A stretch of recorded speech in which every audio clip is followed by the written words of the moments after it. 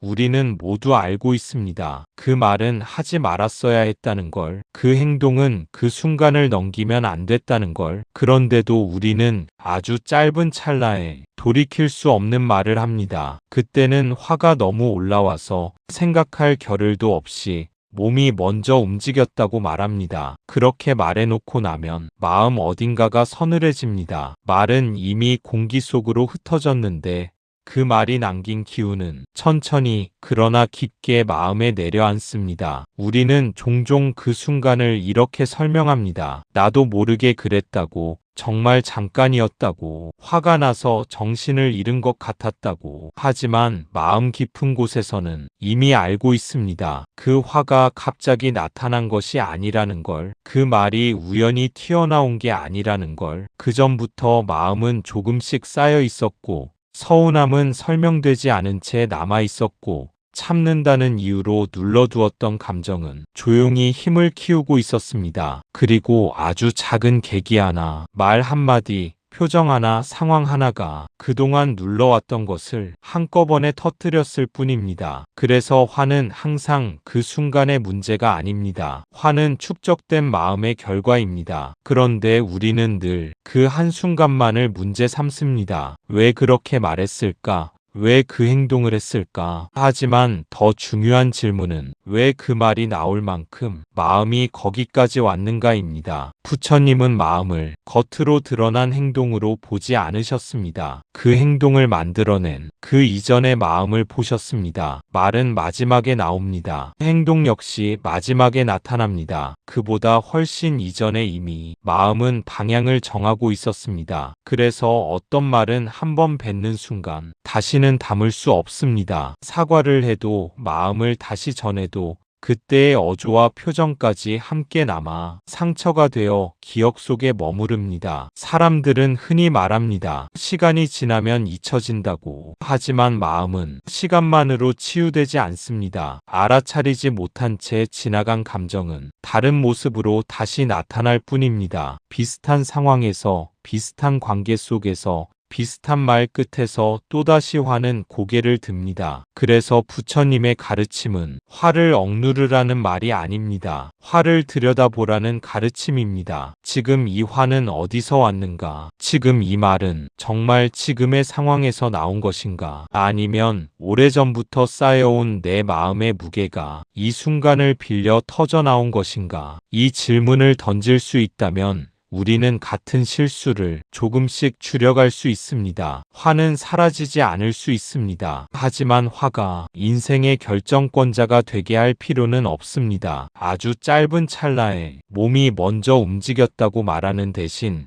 그 찰나 앞에 마음을 잠깐 세워보는 연습이 필요합니다. 그 연습이 우리의 말을 바꾸고 관계를 지키고 돌이킬 수 없는 상처를 미리 막아줍니다. 그리고 언젠가 그런 순간이 왔을 때 우리는 이렇게 말할 수 있게 됩니다. 예전 같았으면 말했을 그 말을 이번에는 하지 않았다고. 그 침묵이 누군가의 마음을 다치게 하지 않았고 무엇보다 나 자신을 후회해서 지켜주었다고. 잠깐이었습니다. 정말 몇 초밖에 되지 않았습니다. 그런데 이상합니다. 그 순간은 지나갔는데 그 장면은 몇 년이 지나도 마음에 남아 있습니다. 왜일까요? 왜 어떤 말 한마디, 어떤 표정 하나, 어떤 문장 하나가 우리 삶에 이렇게 깊은 상처로 남아 있을까요? 그 이유는 그 순간이 단순한 지나간 시간이 아니었기 때문입니다. 그 장면은 우리 마음 속에 사건이 아니라 흔적으로 남았습니다. 마음은 기억할 때 시간의 길이를 따지지 않습니다. 얼마나 오래 지속됐는지가 아니라 얼마나 깊이 스며들었는지를 기억합니다. 그 몇 초 동안 우리는 놀랐고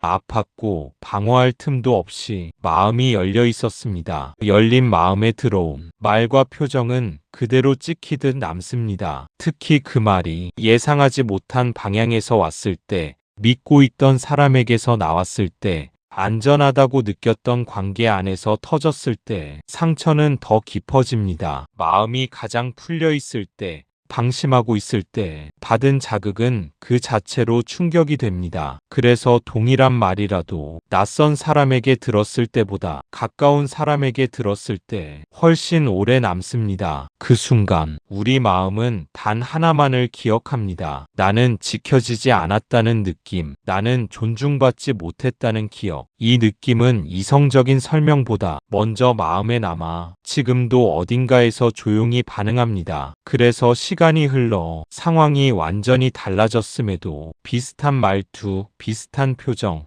비슷한 침묵만 마주해도 그날의 감정이 먼저 깨어납니다. 이것이 상처의 방식입니다. 사건은 끝났지만 마음은 아직 그 자리를 떠나지 못한 상태. 우리는 흔히 말합니다. 이제는 괜찮아졌다고. 나도 많이 변했다고. 하지만 마음은 이해보다 먼저 반응합니다. 가슴이 먼저 긴장하고 몸이 먼저 움츠러들고 말이 먼저 막힙니다. 이 반응을 보며 우리는 다시 묻게 됩니다. 왜 아직도 이럴까? 그 질문의 답은 간단합니다. 그때 우리는 너무 갑작스러웠고, 너무 혼자였고, 너무 준비가 되어 있지 않았기 때문입니다. 상처는 강한 자극보다 대처할 틈이 없었던 순간에 생깁니다. 대응하지 못한 마음은 그 상태로 굳어버립니다. 그래서 아픔은 기억 속에서 자라납니다. 정리되지 못한 감정은 추억이 아니라 패턴이 됩니다. 이 패턴은 앞으로의 삶에서도 비슷한 방식으로 작동합니다. 우리는 모르는 사이 같은 자리에서 긴장하고 같은 말 앞에서 움츠러들며 같은 감정을 반복해서 살게 됩니다. 그래서 그 몇 초는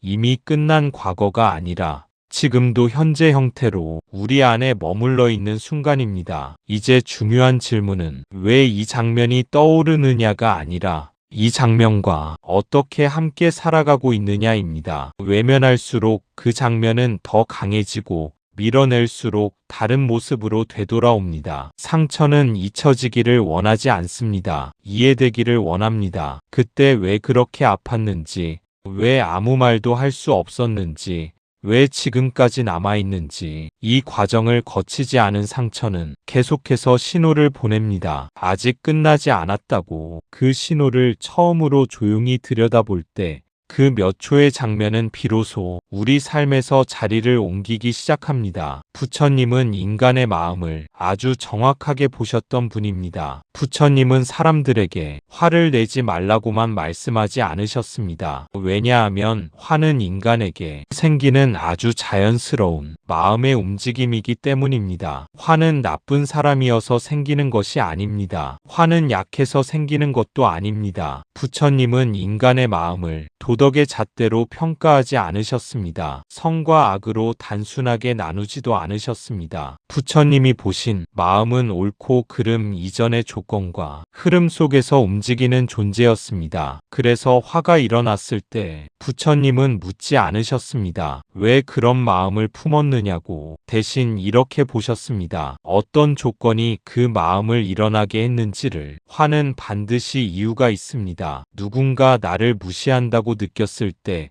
기대가 어긋났을 때, 애써 지켜온 무언가가 위협받는다고 느낄 때 화는 모습을 드러냅니다. 이 말은 곧 화가 일어났다는 사실이 곧바로 잘못을 의미하지는 않는다는 뜻입니다. 다만 그 마음이 어떤 집착과 연결되어 있는지를 살펴볼 기회가 왔다는 뜻입니다. 부처님은 화를 억지로 누르는 길을 가르치지 않으셨습니다. 억눌린 마음은 사라지지 않고 다른 모습으로 다시 나타나기 때문입니다. 대신 부처님은 화가 올라오는 그 자리를 밝게 비추라고 하셨습니다. 지금 이 마음이 어디를 향하고 있는지, 무엇을 움켜쥐고 있는지를 알아차리라고 하셨습니다. 화의 뿌리를 따라가 보면 대개 그 밑에는 나는 존중받아야 한다는 마음, 나는 인정받아야 한다는 마음, 내가 지켜온 것은 침해받지 말아야 한다는 강한 바람이 놓여 있습니다. 그 바람 자체는 잘못이 아닙니다. 누구나 가지고 있는 인간의 마음입니다. 그러나 그 바람을 절대적인 진실로 붙잡을 때 화는 힘을 얻게 됩니다. 그래서 부처님 수행은 욕망을 없애는 수행이 아니라 욕망을 절대화하지 않는 수행입니다. 같은 말 한마디를 들어도 어떤 날은 흘려보낼 수 있고 어떤 날은 마음이 무너지는 이유도 그 위에 얼마나 많은 힘이 실려 있느냐에 달려 있습니다. 화는 약함의 증거가 아니라 집착이 단단해졌다는 신호입니다. 오랫동안 참고 버텨온 사람일수록 화가 날 때 자신을 더 탓합니다. 왜 이 정도도 못 참았을까 하면서 말입니다. 하지만 부처님의 관점에서 보면 그 화는 실패가 아니라 알아차림의 문 앞에 서 있다는 표시입니다. 지금까지는 그 마음을 들여다볼 여유가 없었지만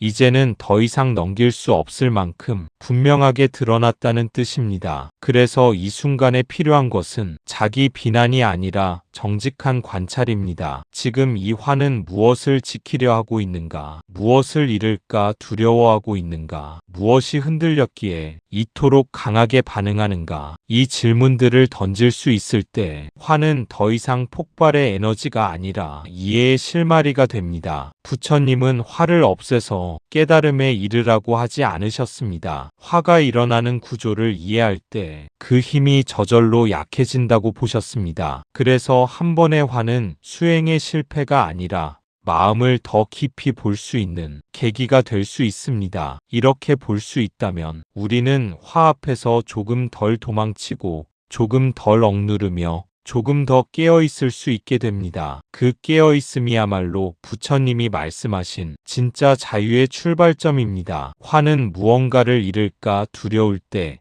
존중받지 못한다고 느낄 때, 내 자리가 위협받는다고 느낄 때 저절로 일어납니다. 그래서 부처님은 화를 죄로 보지 않으셨습니다. 하지만 분명히 경고하셨습니다. 화에 붙잡혀 말과 행동을 내놓는 순간 그때부터 업이 시작된다고. 부처님이 경고하신 지점은 화가 일어나는 순간이 아니라 그 화에 우리가 결정권을 넘기는 순간이었습니다. 화가 마음에 올라오는 것까지는 막기 어렵습니다. 그러나 그 화가 입을 통과하고 손을 움직이고 행동으로 굳어지는 순간부터 이야기는 달라집니다. 그때부터 화는 단순한 감정이 아니라 결과를 낳는 원인이 됩니다. 말은 씨앗이 되고 행동은 흔적이 되며 그 흔적은 다시 관계와 삶의 방향을 바꿉니다. 이것이 부처님이 말씀하신 업입니다. 벌이나 심판이 아니라 원인과 결과의 흐름입니다. 거칠게 뱉은 말은 그 순간에는 시원할지 몰라도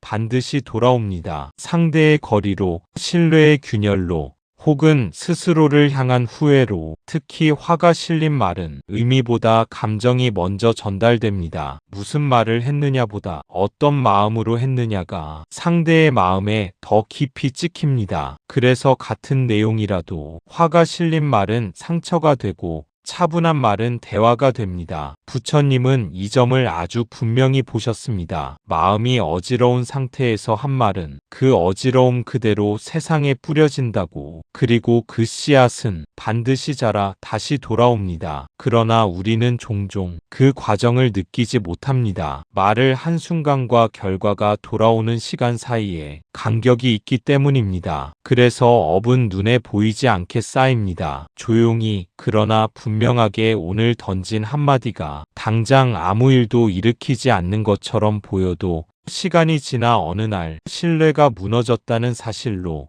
관계가 멀어졌다는 현실로 모습을 드러냅니다. 그때 우리는 말합니다. 왜 이렇게 되었을까 하고. 하지만 이미 그 이전에 원인은 만들어져 있었습니다. 부처님은 이 흐름을 바꿀 수 있는 아주 작은 지점을 가르치셨습니다. 바로 화와 행동 사이입니다. 화가 올라오는 것을 느꼈다면 아직 늦지 않았다는 뜻입니다. 그 자리에 멈춤이 들어갈 수 있기 때문입니다. 아무 말도 하지 않는 선택, 즉시 반응하지 않는 태도, 지금 이 마음이 가라앉을 때까지 한 발 물러서는 용기, 이 선택 하나가 업의 방향을 바꿉니다. 부처님 수행은 화를 느끼지 않는 사람이 되는 것이 아니라 화가 일어났을 때 그 화로 업을 짓지 않는 사람이 되는 길입니다. 그래서 수행은 일상에서 이루어집니다. 화가 치밀어 오르는 바로 그 순간의 말입니다. 그 순간을 무의식적으로 넘길 것인가? 아니면 알아차림으로 마주할 것인가는 지금 우리의 선택에 달려 있습니다. 말과 행동을 내놓기 전 잠시 멈출 수 있다면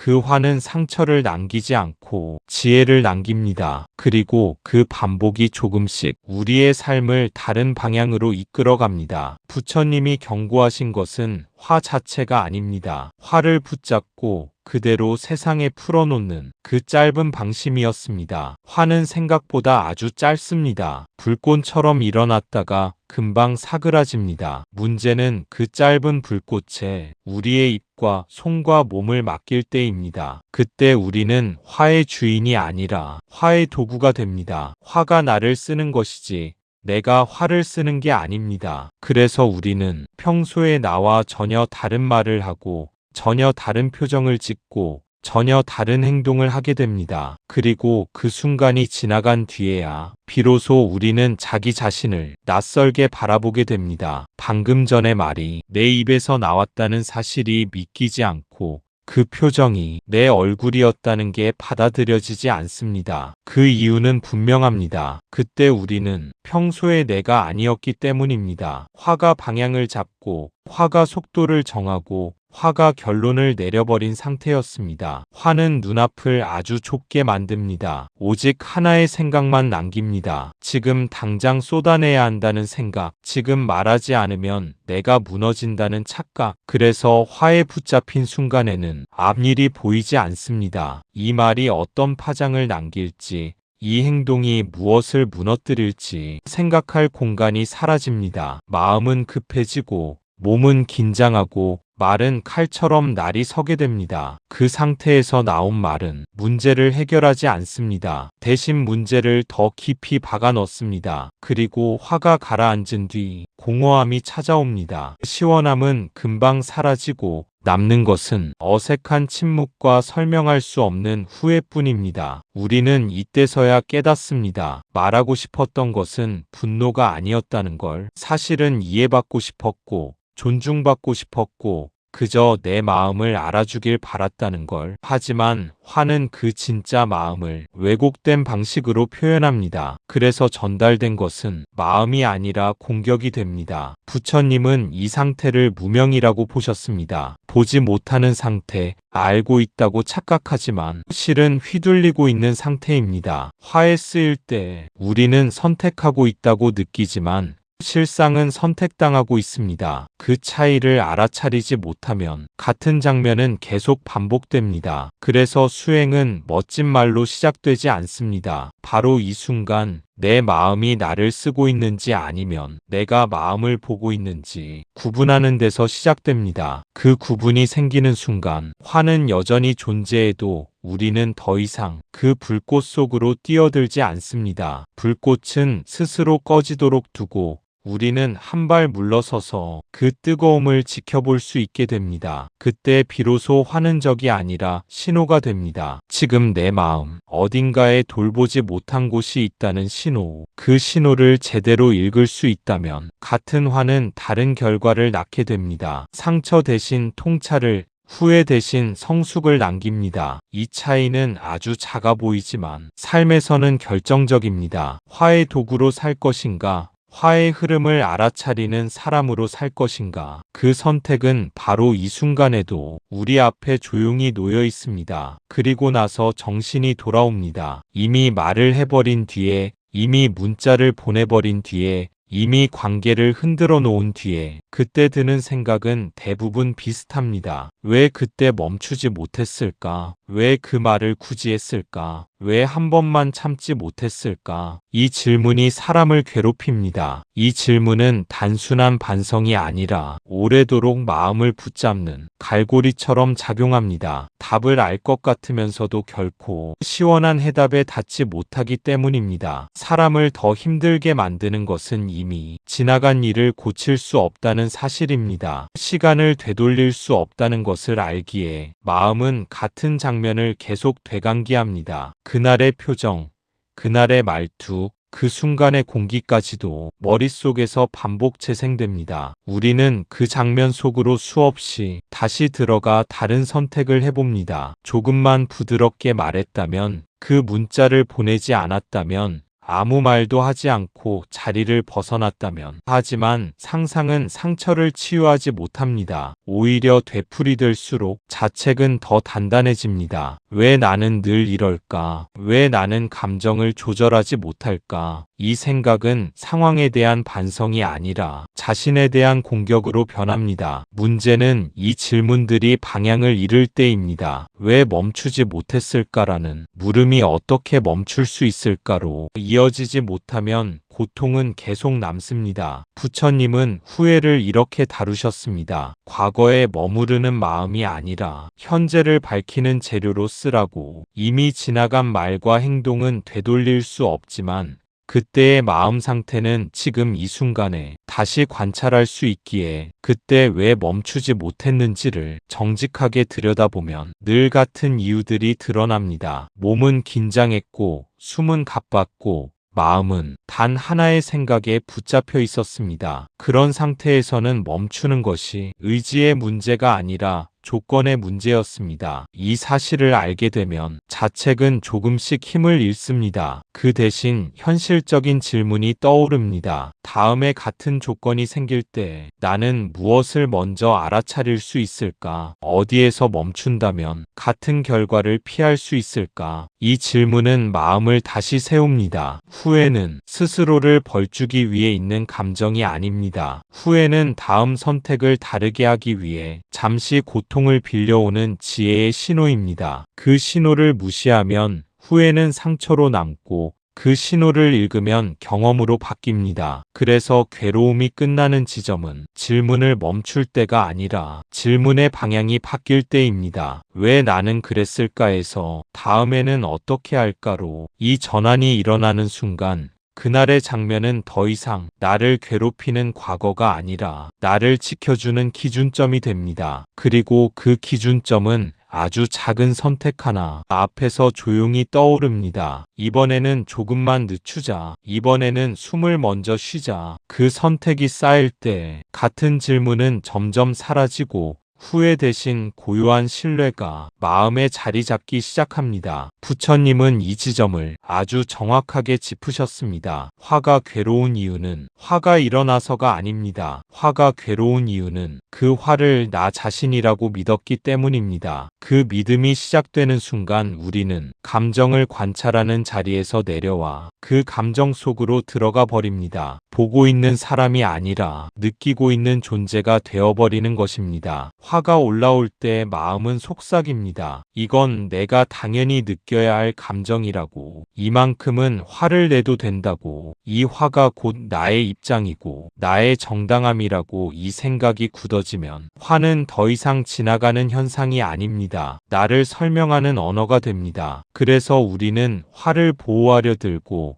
그 화를 의심하지 않습니다. 마치 나 자신 부정하는 것처럼 느껴지기 때문입니다. 부처님은 이 동일시가 고통의 출발점이라고 보셨습니다. 느낌과 나를 혼동하는 순간 그 느낌은 사라질 길을 잃습니다. 감정은 본래 일어났다 사라지는 성질을 지녔습니다. 하지만 내가 되면 머무르기 시작합니다. 화를 나라고 믿는 동안 우리는 선택을 잃습니다. 말을 고를 여지도 행동을 돌아볼 틈도 사라집니다. 모든 반응이 자기 방어처럼 느껴지고 모든 침묵이 패배처럼 보입니다. 이 상태에서는 상처가 생기지 않기를 바라는 것이 오히려 비현실적입니다. 부처님 수행은 화를 밖으로 밀어내는 훈련이 아닙니다. 화와 나 사이에 분명한 경계를 세우는 훈련입니다. 지금 일어난 화를 이것이라고 부르되 나라고 부르지 않는 것, 그 차이가 엄청난 간극을 만듭니다. 지금 내 안에 화라는 감정이 있다라고 말할 수 있는 순간 나는 이미 그 화에 전부 붙잡히지 않은 상태입니다. 이 한 문장은 감정 위에 나를 다시 세워줍니다. 그러면 놀랍게도 화는 더 이상 나를 밀어붙이지 않습니다. 그저 그 자리에 있을 뿐입니다. 그 자리에 있다는 것은 계속 행동하라는 뜻이 아닙니다. 느낄 수는 있지만 따를 필요는 없다는 뜻입니다. 이 지점에서 자유가 생깁니다. 화는 여전히 뜨겁지만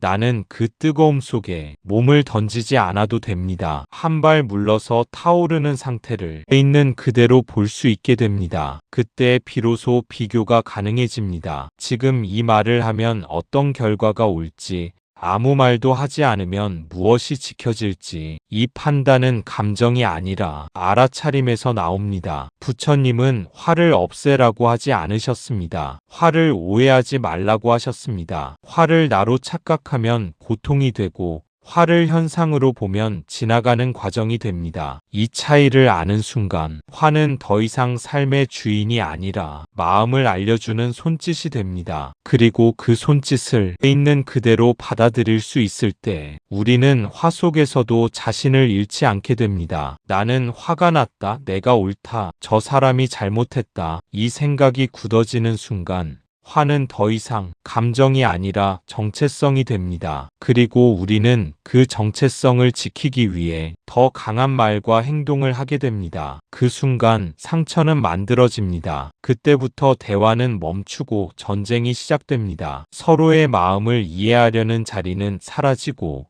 누가 더 옳은지 증명하려는 자리만 남습니다. 말은 점점 날이 서고 표정은 굳어가며 서로의 말은 더 이상 들리지 않습니다. 들리는 것은 오직 자기 생각을 지켜야 한다는 내면의 명령뿐입니다. 정체성이 된 화는 스스로를 강화합니다. 상대의 말은 고쳐야 할 의견이 아니라 공격이 되고 침묵조차 인정하지 않는 태도로 보입니다. 그래서 우리는 조금의 물러섬도 허용하지 않습니다. 한 발 물러나면 지는 것 같고 아무 말도 하지 않으면 틀린 사람이 되는 것처럼 느껴지기 때문입니다. 이때 선택되는 말들은 해결을 위한 말이 아닙니다. 방어와 반격을 위한 말입니다. 사실을 설명하려는 말이 아니라 상대를 낮추고 나를 높이려는 말이 쏟아집니다. 그 말은 내용보다 힘으로 전달됩니다. 말의 의미는 사라지고 통과 감정만이 남아 상대의 마음을 찌릅니다. 상처는 이렇게 만들어집니다. 누군가 나쁜 의도를 품어서가 아니라 자신이 옳아야만 하는 자리에 스스로를 묶어두었기 때문에 부처님은 이 상태를 뿌리 깊은 집착이라고 보셨습니다. 자기 생각, 자기 입장, 자기 이미지를 진짜 나라고 착각하는 집착, 이 집착에 붙들리면 사람은 상대를 보지 못합니다. 상대는 사람이 아니라 극복해야 할 장애가 됩니다. 그 순간 관계는 목적을 잃습니다. 함께 살아가기 위한 인연이 아니라 이겨야 할 구조가 되어버립니다. 그래서 말싸움이 끝난 뒤 남는 것은 승리의 기쁨이 아니라 관계의 어색함입니다. 이겼다고 느꼈을수록 마음 한켠은 더 무거워집니다. 원했던 것은 인정과 이해였지만 남은 것은 거리와 침묵뿐입니다. 이때 대부분의 사람들은 상처가 생긴 이유를 상대에게서 찾습니다. 저 사람이 이해하지 않아서, 저 사람이 고집스러워서 이렇게 되었다고 말합니다. 하지만 부처님의 시선은 다릅니다. 상처는 내 생각을 지키려는 힘이 너무 강해졌을 때 생긴다고 보셨습니다. 옳고 그름을 가르는 기준이 잃을 수 없는 정체성이 되는 순간 관계는 반드시 희생됩니다. 그래서 이 지점에서 필요한 것은 누가 맞는지를 증명하는 말이 아니라 이것이 지금 정체성을 지킬 문제인지 인연을 지킬 문제인지 스스로에게 던지는 질문입니다. 그 질문이 떠오르는 순간 화는 더 이상 정체성의 갑옷이 아니라 잠시 내려놓을 수 있는 감정이 됩니다. 그리고 그 갑옷을 벗는 선택이 상처를 멈추게 합니다. 사람들은 말합니다. 그땐 어쩔 수 없었다고, 너무 화가 나서 그랬다고. 하지만 부처님은 이렇게 보셨습니다. 어쩔 수 없는 것이 아니라 알아차림이 늦었을 뿐이라고. 부처님이 말씀하신 알아차림은 특별한 능력이 아닙니다. 화를 없애는 기술도 아니고 완벽해지는 수행도 아닙니다. 그저 지금 이 마음이 어디로 흘러가고 있는지를 조금 더 빨리 보는 힘입니다. 대부분의 화는 이미 한참 진행된 뒤에야 의식 위로 떠오릅니다. 목이 굳고 말이 날카로워지고 표정이 먼저 변한 다음에 우리는 뒤늦게 내가 화가 났구나 하고 깨닫습니다. 이때 이미 마음은 몸을 떠나 상대에게 도착해 있습니다. 그래서 우리는 말합니다. 그땐 이미 늦었다고. 하지만 부처님은 바로 그 지점이 수행의 시작이라고 보셨습니다. 늦었느냐 아니냐의 문제가 아니라 지금 알아차릴 수 있느냐의 문제라고요. 화가 완전히 사라지지 않아도 괜찮습니다. 이미 올라온 열기가 있어도 괜찮습니다. 다만 그 화를 자동 반응으로 내보내지 않는 것, 그 사이에 아주 짧은 틈을 만드는 것이 중요합니다. 그 틈은 다음과 같이 생깁니다. 지금 이 말이 나를 더 가볍게 만들지, 더 무겁게 만들지 잠시 멈춰보는 것. 알아차림은 화를 누르지 않습니다. 화를 합리화하지도 않습니다. 그저 그 화를 있는 그대로 보게 합니다. 그러면 놀랍게도 화는 조금 늦춰집니다. 바로 그 지연이 우리를 자유롭게 합니다. 반드시 말해야 할 것과 지금 말하지 않아도 될 것을 구분할 수 있게 합니다. 부처님은 이 작은 지연 속에 커다란 해탈의 씨앗이 담겨 있다고 하셨습니다. 충동에서 벗어나는 한순간 우리는 업이 흘러가던 방향을 바꿀 수 있기 때문입니다. 그러니 어쩔 수 없었다는 말은 자책할 이유도 포기할 이유도 아닙니다. 그저 다음에는 조금 더 일찍 알아차리면 된다는 뜻입니다. 오늘보다 내일 조금 더 빠르게 조금 더 부드럽게 이 반복이 쌓이면 화를 느끼는 존재에서 화에 끌려가지 않는 존재로 조용히 옮겨가게 됩니다. 부처님은 그 길이 고통을 없애는 길이 아니라 고통에 묶이지 않는 길이라고 분명히 말씀하셨습니다. 화는 이미 그 이전부터 올라오고 있었는데 우리는 그것을 전혀 보지 못한 채 곧장 행동으로 넘어가 버렸다는 겁니다. 몸이 먼저 뜨거워지고 숨이 가빠지고 말이 빨라지고 생각이 하나로 몰리는 순간 그때 멈췄다면 상처는 생기지 않았을 것입니다. 하지만 우리는 대개 그 순간을 지나친 뒤에야 몸이 이미 신호를 보내고 있었다는 사실을 알게 됩니다. 화는 생각에서 시작되기 전에 먼저 몸에서 마를 겁니다. 가슴이 조여오고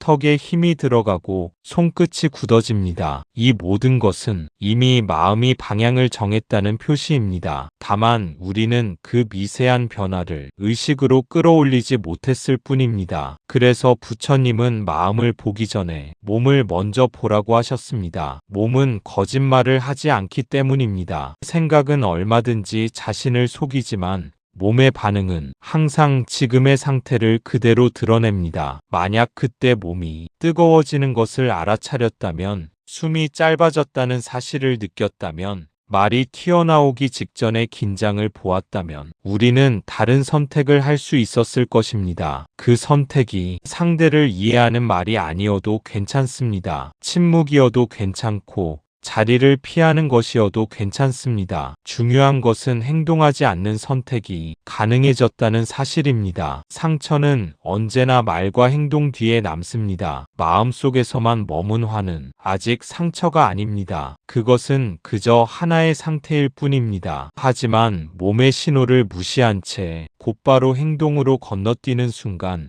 화는 방향을 얻고 업은 형태를 갖추게 됩니다. 부처님이 가르치신 멈춤은 완벽한 평정심을 요구하지 않습니다. 아주 잠깐 한 호흡이면 충분합니다. 숨이 짧아졌다는 걸 느끼고 그 숨을 한 번 더 들이쉬는 것, 그 짧은 호흡 하나가 말을 늦추고 손을 멈추게 하고 상처를 만들지 않게 합니다. 수행은 화를 없애기 위한 노력이 아니라 신호를 놓치지 않는 연습입니다. 몸에서 시작되어 마음으로 이어지는 그 흐름을 조금 더 일찍 알아차리는 것, 그렇게 매번 완벽하지 않아도 괜찮습니다. 10번 놓치면 11번째에 알아차리면 됩니다. 그 한 번이 쌓여 삶의 방향을 바꿉니다. 상처가 생기지 않았을 가능성은 언제나 그 멈춤 속에 있습니다. 그리고 그 멈춤은 지금 이 순간에도 우리의 몸 안에서 조용히 손을 들고 기다리고 있습니다. 그렇다면 질문이 생깁니다. 화를 없애 없애야 할까요? 부처님은 결코 화를 완전히 없애라고 하지 않으셨습니다. 왜냐하면 그건 인간이 아닌 존재가 되라는 말과 같기 때문입니다. 부처님의 가르침은 항상 현실적인 자리에서 시작됩니다. 숨쉬고 느끼고 흔들리는 이 인간의 조건을 부정하지 않습니다. 화를 없애려는 시도는 겉보기에는 수행처럼 보이지만 그 안에는 또 다른 집착이 숨어 있습니다. 화가 나면 안 된다는 생각, 화를 느끼는 나 자신을 잘못된 존재로 만들어버리는 태도입니다. 부처님은 마음을 억누르는 길을 해탈이라 부르지 않으셨습니다. 마음은 누를수록 더 깊은 곳에서 힘을 모읍니다. 겉으로 드러나지 않는 대신 언젠가 더 큰 모습으로 다시 고개를 들게 됩니다. 그래서 불교에서는 화를 적으로 삼지 않습니다. 화는 제거할 대상이 아니라 이해해야 할 현상입니다. 원인이 있기에 생기고 조건이 사라지면 자연히 흩어지는 것, 화를 없애야 한다는 생각은 우리 안에 또 하나의 싸움을 만듭니다. 화가 난 나와 그래서는 안 되는 나를 갈라놓고 그 사이에서 우리는 끊임없이 자책하게 됩니다. 부처님이 가르치신 길은 그 싸움에서 물러나는 것입니다. 화를 보되 그 안으로 들어가지 않는 것, 화를 느끼되 그것을 나로 삼지 않는 것, 이 태도는 무기력과 다릅니다. 오히려 가장 적극적인 선택입니다. 자신의 마음을 있는 그대로 보면서도 그 마음이 지시하는 방향으로 자동으로 움직이지 않겠다는 선언이기 때문입니다. 화가 올라올 때 이러면 안 되라고 밀어내는 대신 지금 화라는 현상이 일어나고 있구나 라고 조용히 이름 붙이는 것, 그 이름 하나가 마음과 행동 사이에 작은 틈을 만들어줍니다. 그 틈에서 우리는 인간으로 남습니다. 완벽하지 않지만 깨어있으려는 존재로 다시 서게 됩니다. 부처님께서 바라보신 수행자는 감정이 없는 사람이 아니라 감정에 끌려가지 않는 사람이었습니다. 아프지 않은 사람이 아니라 아픔을 알아차릴 줄 아는 사람이었습니다. 그러므로 질문의 답은 분명합니다. 화를 없앨 필요는 없습니다. 다만 화와 함께 있으면서도 자신을 잃지 않는 법을 조금씩 배워가면 됩니다. 그것이 인간을 떠나지 않으면서도 자유로 향하는 부처님의 길입니다. 부처님 수행의 핵심은 화를 없애는 것이 아니라 화와 행동 사이에 공간을 만드는 것입니다. 아주 작은 틈, 아주 짧은 간격, 말을 하기 전 숨 한 번, 문자를 보내기 전 손 멈춤, 한 박자 늦추는 연습, 이 작은 간격이 사람의 삶을 바꿉니다. 이 간격은 처음부터 크게 느껴지지 않습니다. 오히려 너무 미세해서 대부분은 그것이 있었는지도 모른 채 그냥 지나쳐버립니다. 그래서 수행은 대단한 마음 상태를 만드는 일이 아니라 이미 지나가던 그 찰나를 의식 위로 불러오는 일에 가깝습니다. 숨이 올라오기 직전의 떨림, 손가락에 힘이 들어가기 직전의 긴장, 말이 튀어나오기 직전의 조급함, 그 지점을 알아차리는 순간 우리는 자동 반응에서 의식적인 선택으로 이동합니다. 그 선택이 언제나 옳을 필요는 없습니다. 그저 즉각적인 반응이 아니면 충분합니다. 한 박자 늦는다는 것은 완벽하게 인내한다는 뜻이 아니라 내가 지금 무엇에 끌리고 있는지를 인정하는 시간입니다. 이 작은 틈이 쌓이면 사람의 관계가 달라집니다. 예전 같으면 상처가 되었을 말이 질문으로 바뀌고 공격이 되었을 행동이 물러섬으로 바뀝니다. 놀라운 건 상대가 아니라 내가 가장 먼저 변화를 느낀다는 점입니다. 후회가 줄어들고 잠들기 전 떠올리는 장면이 차츰 부드러워집니다. 부처님께서 말씀하신 해탈은 멀리 있는 경지가 아닙니다. 이렇게 한 번의 멈춤, 한 번의 숨, 한 번의 선택이 매일 반복되며 쌓이는 방향입니다. 처음에는 10번 중 9번은 실패합니다. 숨을 쉬기도 전에 말이 나가고 손은 이미 움직입니다. 그러나 한 번만 성공해도 충분합니다. 그 한 번이 삶에 다른 기억을 남기기 때문입니다. 그 기억은 나는 다르게 반응할 수 있다는 조용한 확신이 됩니다. 그 확신이 쌓이면 화가 올라와도 예전처럼 두려워하지 않게 됩니다. 화는 와도 괜찮다는 경험, 하지만 그 화가 내 삶을 지휘하지는 않는다는 체험. 이것이 수행이 삶에 남기는 가장 실제적인 변화입니다. 결국 부처님 수행의 핵심은 인생을 통제하려는 기술이 아니라 순간을 존중하는 태도입니다. 지나가면 되돌릴 수 없는 이 한순간을 조금 더 신중히 대하는 법. 그 작은 간격은 우리를 성인으로 만들지는 않지만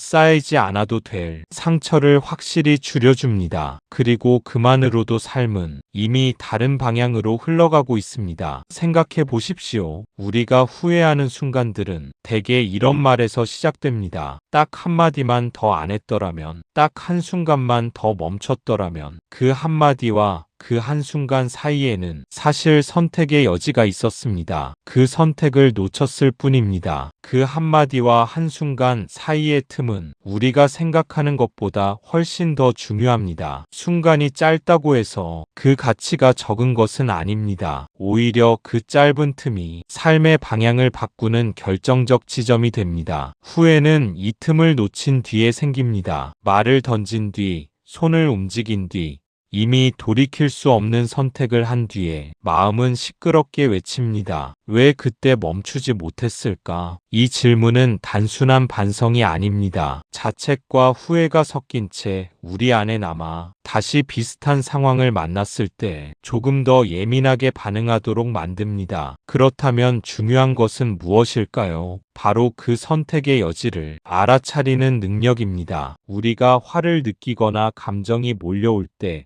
그 틈이 있음을 기억하는 것, 즉 행동과 말 사이, 반응과 감정 사이에 작은 공간이 존재한다는 사실을 깨닫는 것. 부처님은 이 공간을 지혜의 씨앗이라고 말씀하셨습니다. 그 작은 간격을 의식하는 사람은 감정에 끌려가지 않고 상황을 조금 더 객관적으로 바라볼 수 있습니다. 사람은 흔히 감정을 자기 자신과 동일시합니다. 화가 나면 내가 화났다라고 생각하지만 사실 화는 잠시 지나가는 현상일 뿐입니다. 그 현상을 나 자신이라고 믿는 순간 우리는 자동으로 반응하고 돌이킬 수 없는 말과 행동을 만들어냅니다. 하지만 그 틈을 알아차릴 수 있다면 말을 한 박자 늦출 수 있고 손을 멈출 수 있으며 표정을 조절할 수도 있습니다. 그 작은 지연이 상처가 되지 않도록 우리 삶의 방향을 바꿉니다. 처음에는 어렵습니다. 순간의 화와 분노가 너무 강렬해서 의식이 닿기 전에 몸과 말이 이미 움직일 수 있습니다. 그러나 부처님은 완벽함을 요구하지 않으셨습니다. 한 번의 멈춤, 잠깐의 알아차림, 작은 틈만 만들어도 충분하다고 하셨습니다. 그 틈을 경험하면 우리는 조금씩 알게 됩니다. 화가 올라오는 순간에도 내가 선택할 수 있는 여지가 있다는 것을, 말과 행동 사이에는 항상 한 번 더 숨을 쉴 공간이 있다는 것을, 후회는 결국 놓쳤던 선택의 여지를 기억하게 하는 신호입니다. 그 기억이 없으면 우리는 같은 실수를 반복하며 상처를 쌓기만 합니다. 부처님 수행의 핵심은 화나 후회를 없애는 것이 아닙니다. 그 대신 그 짧은 틈을 알아차리고 그 틈에서 의식적으로 선택하는 연습입니다. 그 선택이 쌓이면 후회는 점차 줄어들고 삶은 조금 더 부드럽고 자비로운 방향으로 흐르게 됩니다. 결국 우리가 후회하는 순간들은 이미 지나간 일을 되돌릴 수 없다는 사실에서 비롯되지만, 그 경험을 통해 다음 순간에 더 깨어 있을 수 있다면 후회는 단순한 고통이 아니라 지혜로 이어지는 발판이 됩니다. 그 작은 틈, 딱 한마디와 한순간 사이의 선택이 우리 삶을 바꾸고 관계를 지키며 자신을 잃지 않게 만드는 힘이 됩니다. 이제 우리는 기억해야 합니다. 모든 순간이 찰나일지라도 그 안에는 선택의 여지가 있고, 그 선택을 인식할 때 삶은 조금 더 자유로워진다는 것을. 그래서 부처님 수행은 완벽한 사람이 되려는 수행이 아닙니다. 돌이킬 수 없는 업을 짓지 않게 하는 수행입니다. 완벽함을 목표로 하는 수행은 사람을 끊임없는 자책과 비교 속에 가두게 합니다. 오늘도 부족한 나를 보며 스스로를 탓하고 내일도 역시 또 실패할까 걱정하게 됩니다. 하지만 부처님의 길은 다릅니다. 완벽이 아니라 깨어있음을 목표로 삼습니다. 말과 행동 사이, 생각과 감정 사이에 작은 틈을 알아차리는 것, 그 순간순간의 선택에 의식적으로 머무르는 것이 핵심입니다. 돌이킬 수 없는 업은 우리가 화나 집착에 휘둘려 순간에 감정에 따라 말하거나 행동할 때 생깁니다. 말 한마디, 표정 하나, 손짓 하나가 다른 사람의 마음에 상처를 남기고 나의 마음에도 후회를 남깁니다. 부처님은 그 업을 만들지 않도록 매 순간 깨어있기를 권하셨습니다. 이미 지나간 일은 돌이킬 수 없지만 다음 순간에는 같은 실수를 반복하지 않을 수 있기 때문입니다. 수행의 목적은 화를 억누르거나 감정을 제거하는 것이 아닙니다. 그 대신 화를 알아차리고 그 화가 나를 지배하지 않도록 하는 데 있습니다. 화가 올라오더라도 말과 행동이 화에 의해 자동으로 나가지 않도록 그 사이에 작은 간격을 만드는 것, 바로 그것이 수행입니다. 그 간격은 작아 보이지만 삶의 흐름을 완전히 바꿀 수 있는 힘을 지닙니다. 말을 하기 전 숨을 한 번 쉬는 것, 손을 움직이기 전에 멈추는 것, 화가 치밀어 오를 때 한 박자 늦추는 것, 이 짧은 틈이 상처와 업을 만드는 순간을 차단합니다. 부처님의 가르침은 또한 우리에게 자신을 이해하라고 하십니다. 화가 일어날 때 나는 왜 화가 나는가? 이 화는 무엇에 의해 생긴 것인가? 이 질문을 던질 수 있을 때 감정의 파도가 내 몸과 마음을 휩쓸기 전에 조금씩 거리를 두고 볼 수 있습니다. 업을 짓지 않는다는 것은 완벽하게 선한 사람이 되겠다는 뜻이 아닙니다. 그저 순간의 선택을 조금 더 깨어서 하는 것,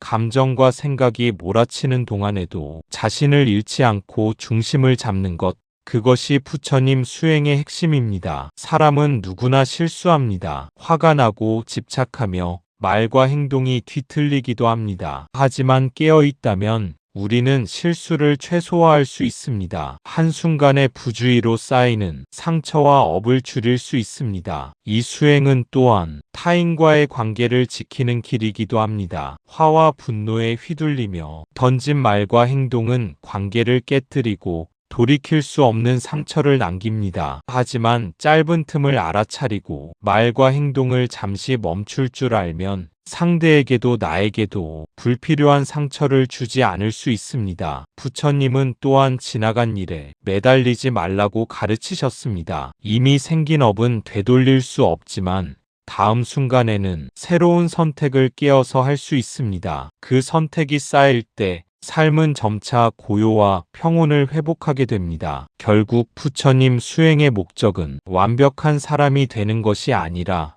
삶 속에서 상처와 업을 최소화하며 자신과 타인을 지키는 깨어있는 삶을 사는 것입니다. 순간순간 알아차림과 선택을 통해 우리는 화와 집착에 휘둘리지 않고 조금 더 자유롭고 자비로운 존재로 살아갈 수 있습니다. 한마디, 한 행동, 한순간, 이 짧은 선택들이 모여 돌이킬 수 없는 업을 만들지 않고 삶을 바꾸는 힘이 됩니다. 부처님 수행의 핵심은 그 짧은 틈을 보고 그 틈에서 깨어 선택하는 것, 그것뿐입니다. 어떤 상처는 시간이 지나도 아물지 않습니다. 사과를 해도 설명을 해도 이미 마음에 찍힌 장면은 지워지지 않습니다. 왜냐하면 그 상처는 사건이 아니라 기억이기 때문입니다. 특히 가까운 사람에게 입은 상처는 더 오랫동안 남습니다. 가까운 사람에게 받은 상처가 오래 남는 이유는 단순히 말이나 행동 때문만이 아닙니다. 그 사람은 우리 삶에서 중요한 존재이기 때문에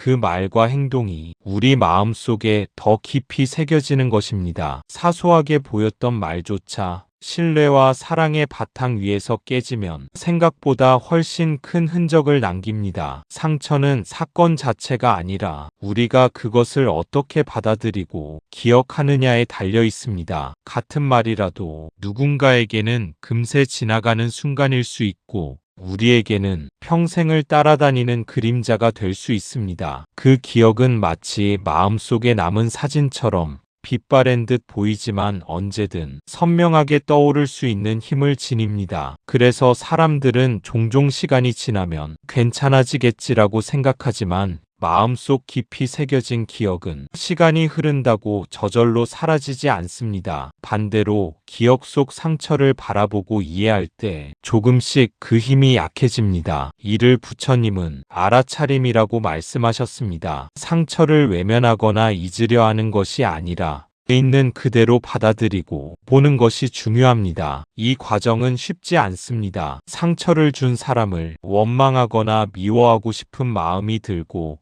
때로는 그 감정을 반복해서 곱씹게 됩니다. 하지만 부처님은 그 감정에 휘둘리지 말고 그 기억과 거리를 두라고 가르치셨습니다. 마음을 조금 뒤로 빼고 그 사건을 바라보면 감정의 파도가 지나간 후에도 상처가 조금씩 부드러워지기 시작합니다. 특히 가까운 사람에게 받은 상처는 우리의 자존심과 연결되어 있습니다. 사랑과 신뢰가 기대되는 자리에서 깨진 믿음은 마치 마음 깊은 곳에 금이 간 것처럼 아프게 느껴집니다. 그 상처를 무시하거나 억누르면 더 큰 번뇌로 쌓이기 쉽습니다. 그러므로 먼저 상처를 인정하고 그 감정을 자연스럽게 느끼는 것이 필요합니다. 부처님은 또한 상처를 기억하면서도 그것에 갇히지 않는 법을 말씀하셨습니다. 기억은 남겨두되 그 기억에 사로잡히지 않고 지금 이 순간으로 돌아오는 연습입니다. 내 마음이 지금 화나 있구나, 슬퍼하고 있구나 라고 자각하는 것만으로도 상처가 주는 고통은 조금씩 줄어듭니다. 또한 상처는 혼자만의 문제가 아닙니다. 가까운 사람과의 관계 속에서 생겼다면 그 관계 안에서 회복의 가능성도 존재합니다. 사과와 대화가 바로 그 시작입니다. 말 한마디, 행동 하나가 상처를 완전히 지울 수는 없지만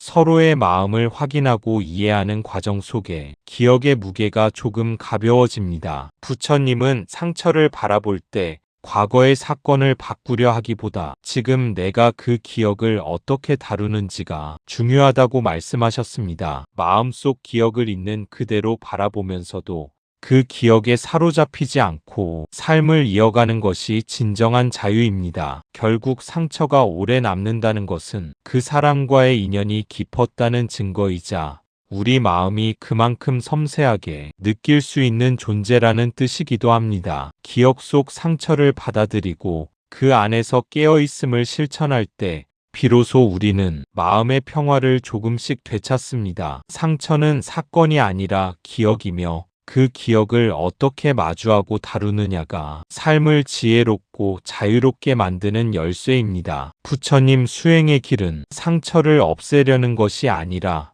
그 상처 속에서도 깨어 선택할 수 있는 마음을 키우는 길입니다. 한 사람의 말과 행동이 평생 마음에 남을 수 있지만 그 기억을 깨어서 보고 화와 원망에 휘둘리지 않고 한 호흡 한 호흡 선택하며 살아갈 때 우리는 상처의 그림자 속에서도 자유와 평화를 경험하게 됩니다. 부모의 말 한마디, 배우자의 표정 하나, 아이에게 던진 그날의 고성, 그 순간은 지나갔지만 상처는 그대로 남아 있습니다. 그래서 부처님은 가장 가까운 사람 앞에서 가장 조심하라고 하셨습니다. 가까운 사람에게 던진 말과 행동은 생각보다 훨씬 깊은 흔적을 남깁니다. 부모, 배우자, 아이와 같이 삶에서 중요한 자리를 차지하는 사람들은 우리 마음속에서 이미 특별한 의미를 지니고 있기 때문입니다. 그렇기 때문에 그들에게서 받은 상처는 단순히 사건으로 끝나지 않습니다. 마음속 기억으로 새겨져 오래도록 떠나지 않습니다. 아이의 눈동자에 남은 놀람,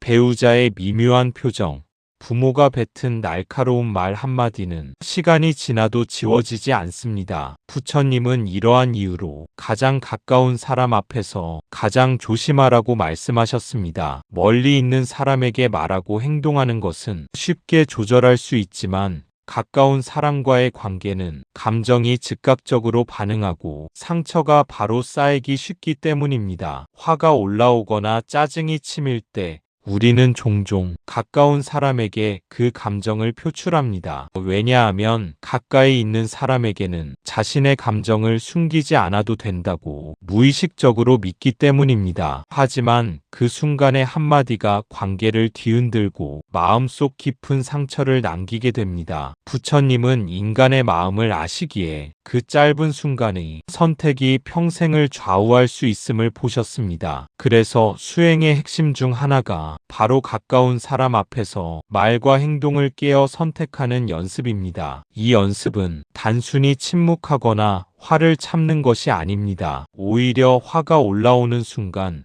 그 감정을 알아차리고 말과 행동 사이에 작은 틈을 만드는 것입니다. 한 박자 늦추고 숨을 고르고 마음을 살펴보는 짧은 시간, 그 짧은 틈 하나가 상처를 만들지 않는 결정적 순간이 됩니다. 사랑하는 사람과의 관계에서는 작은 상처도 쉽게 깊어집니다. 아이에게 무심코 던진 한마디, 배우자에게 짜증 섞인 표정, 부모에게 반항적인 말투, 이 모든 것은 기억 속에 새겨져 오래도록 마음을 흔듭니다. 부처님은 이 사실을 경계하시며 깨어있음을 강조하셨습니다. 가까운 사람에게 던지는 말과 행동에는 책임과 주의가 필요합니다. 그 사람의 마음을 지킬 수 있는 최소한의 의식, 말을 하기 전 수만 번, 행동을 하기 전 잠시 멈추는 습관, 이것이 바로 상처를 예방하는 지혜입니다. 또한 부처님은 상처를 준 사람을 탓하는 것보다 자신이 깨어있는지 돌아보라고 하셨습니다. 가장 가까운 사람에게 상처를 남겼다면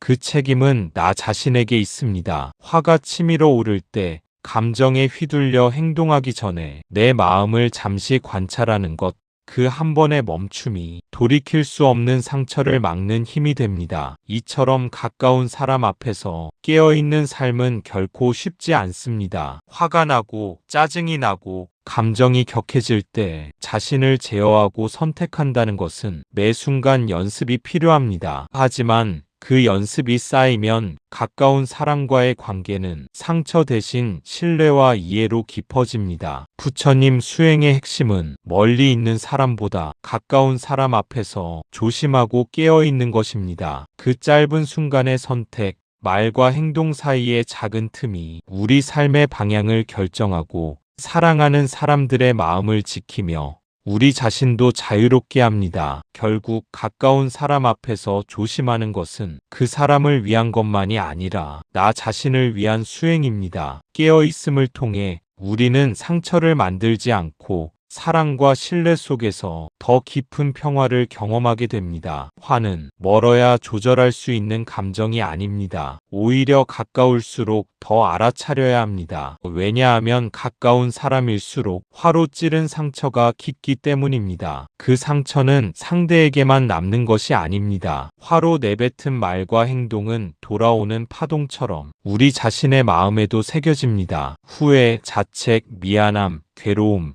그 모든 감정이 꼬리를 물고 이어져 결국 스스로를 아프게 합니다. 가까운 사람에게 던진 화는 멀리 있는 사람에게 던진 화보다 더 큰 영향력을 지닙니다. 왜냐하면 가까운 사람과의 관계는 우리 삶의 중심에 깊이 뿌리내려 있기 때문입니다. 사랑, 신뢰, 의지, 기대, 그 모든 감정의 바탕 위에 상처가 새겨지면 그 깊이와 무게가 배가 됩니다. 부처님은 이를 정확히 보셨습니다. 그래서 가까운 사람 앞에서 깨어있으라고 말씀하셨습니다. 깨어있다는 것은 완벽하게 화를 없애는 것이 아니라 화가 올라올 때 그것을 인식하고 말과 행동 사이에 작은 틈을 만드는 것을 의미합니다. 그 틈은 아주 짧습니다. 수만 번, 손을 멈춤, 한 박자 늦춤, 그 짧은 순간의 선택이 상처를 만들지 않을 수 있는 유일한 기회입니다. 깨어있지 못하면 말과 행동은 화의 도구가 되어 우리 의지와 무관하게 상처를 남깁니다. 상처는 또한 기억으로 남아 오랫동안 우리를 괴롭힙니다. 아이의 눈에 남은 두려움,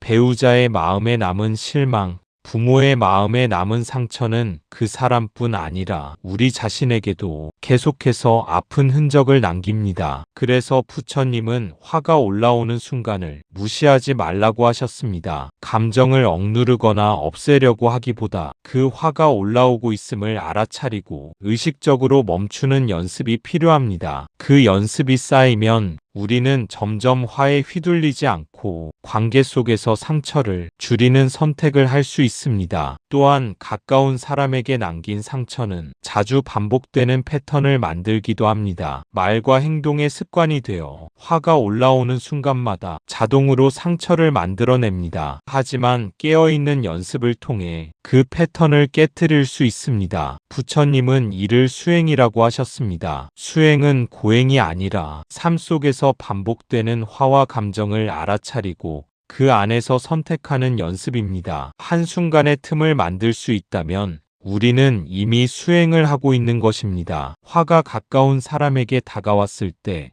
그것은 위기가 아니라 기회입니다. 기회란 상처를 만들지 않고 깨어 선택할 수 있는 순간입니다. 한 번의 멈춤이 말과 행동의 방향을 바꾸고 관계의 흐름을 바꾸며 우리 자신의 마음까지 지킬 수 있습니다. 부처님 수행의 핵심은 멀리서 감정을 조절하는 것이 아니라 가까운 사람 앞에서 화와 분노가 올라오는 순간을 알아차리고 멈출 수 있는 능력을 기르는 것입니다. 그 능력이 쌓이면 우리는 상처를 만들지 않고 깊은 사랑과 신뢰 속에서 삶을 살아갈 수 있습니다. 결국 화를 알아차리는 것, 말과 행동 사이의 틈을 만드는 것, 깨어 선택하는 것은 자신과 가까운 사람을 동시에 지키는 길입니다. 이 길이야말로 상처와 후회를 최소화하며 삶을 부드럽고 평화롭게 만드는 부처님 수행의 참된 의미입니다. 화로 던진 말은 반드시 다시 나에게 돌아옵니다. 기억이라는 형태로, 후회라는 형태로, 자책이라는 형태로 이게 바로 업입니다. 화로 내뱉은 말이 결국 자신에게 돌아온다는 사실은 부처님이 가장 먼저 우리에게 깨우쳐 주신 진리입니다. 그 말이 상대에게 남기는 상처는 곧 우리의 마음에도 새겨집니다. 상대가 느낀 고통이 우리의 내면의 울림으로 돌아오고 후회와 자책, 미안함이라는 형태로 우리를 괴롭힙니다. 업은 단순히 남에게 해를 끼친 행동에만 국한되지 않습니다. 그 말과 행동을 기억하고 되새기며 후회하는 순간에도 우리는 그 업을 계속 짓습니다. 즉, 한 번의 화가 단순히 끝나지 않고 우리 마음속에서 계속 생생하게 되살아날 때 업은 반복되며 우리의 삶에 영향을 미칩니다. 사람들은 흔히 화가 나면 나는 어쩔 수 없었다라고 생각하며 스스로를 면죄부를 주려 합니다. 하지만 부처님은 화가 일어나기 전 말과 행동 사이에 잠시 멈출 수 있는 공간이 있었다고 말씀하셨습니다. 그 공간을 알아차리지 못한 것이 업의 시작이며 그 업은 말과 행동과 기억을 통해 우리에게 다시 돌아옵니다. 화가 가까운 사람에게 향했을 때 그 영향력은 더욱 큽니다. 부모, 배우자, 자녀, 친구처럼 삶 속에서 중요한 존재일수록 말 한마디, 표정 하나가 남기는 상처는 깊고 오래갑니다. 그리고 그 깊은 상처는 결국 나 자신에게도 돌아옵니다. 후회와 자책, 원망의 형태로 마음속에 쌓이며 행복을 잠식하고 마음을 무겁게 만듭니다. 이처럼 업은 단순한 도덕적 문제가 아닙니다. 삶의 흐름 속에서 우리 자신의 선택과 알아차림의 부재가 만들어낸 자연스러운 결과입니다. 그래서 부처님은 화를 억누르거나 제거하라고만 하지 않으셨습니다. 그 대신 화와 말과 행동 사이의 틈을 만들어 업을 짓지 않도록 깨어있으라고 하셨습니다. 깨어있음은 처음에는 미미하게 느껴집니다. 숨을 잠시 고르고 말하기 전 한 박자 늦추고 손을 움직이기 전 잠시 멈추는 것.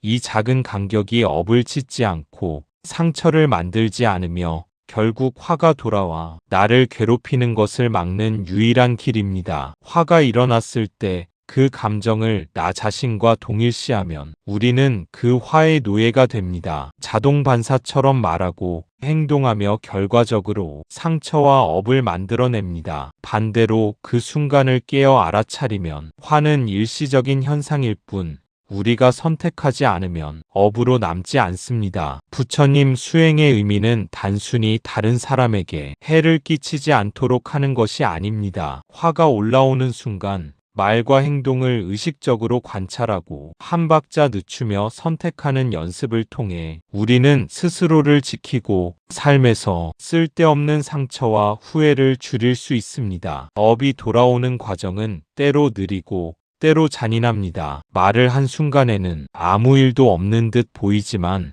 마음속에서 되새김질되며 후회와 자책으로 반복적으로 나타납니다. 그래서 부처님은 순간순간 깨어 있어 말과 행동의 선택에 책임을 지라고 가르치신 것입니다. 또한 가까운 사람에게 남긴 상처는 우리 삶에서 반복적으로 울림을 남깁니다. 아이에게 던진 화의 말은 그 기억 속에서 오래 살아남고 부모나 배우자에게 향한 날카로운 말은 우리 자신에게 돌아와 후회와 자책으로 이어집니다. 그 업은 단순히 외부의 문제만이 아니라 내면의 고통으로도 이어집니다. 부처님 수행의 핵심은 완벽하게 화를 없애는 것이 아닙니다. 화가 올라오는 것을 인정하면서도 그 화가 우리의 말과 행동을 지배하지 않도록 한순간 한순간 깨어 선택하는 것입니다. 그 선택이 쌓이면 말과 행동에서 업이 줄어들고 우리 마음은 점점 자유로워집니다. 결국 화로 던진 말은 반드시 우리에게 돌아옵니다. 그 회기를 막을 수 있는 방법은 단 하나, 말과 행동 사이,